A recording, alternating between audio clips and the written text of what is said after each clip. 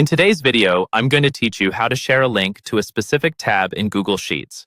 This is really useful when you have a spreadsheet with multiple tabs and you want someone to open it directly on the exact tab you're talking about instead of making them click around to find it.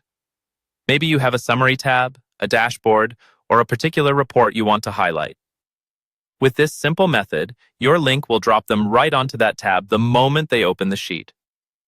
First, open your Google Sheet in your browser, just like you normally would. Take a moment to look along the bottom of the screen where all your tabs or sheets are listed. These might be named things like Summary, Data, or Budget. Click on the tab you want people to land on when they open your link. It's important that this tab is selected before you copy the link, because Google Sheets updates the URL to match whichever tab you're currently viewing. Once you've clicked on that tab, move your attention to the top of your browser and look at the address bar. You'll see the full web address for your spreadsheet there. This usually starts with something like docs.google.com, followed by a long string of characters. Don't worry about what all of that means.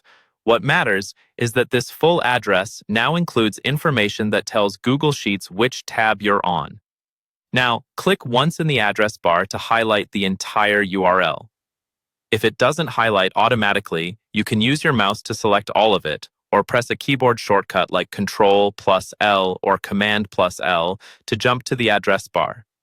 Then copy the link, either by right-clicking and choosing Copy, or by using a shortcut like Ctrl+C or Command+C. At this point, you're ready to share. Paste this link wherever you need, in an email, a chat message, a document, or a task management tool. When someone clicks that link, it will open the whole Google Sheets file, just like any normal share link, but it will automatically land on the tab you had selected when you copied the URL. One quick tip: this doesn't override your existing share permissions.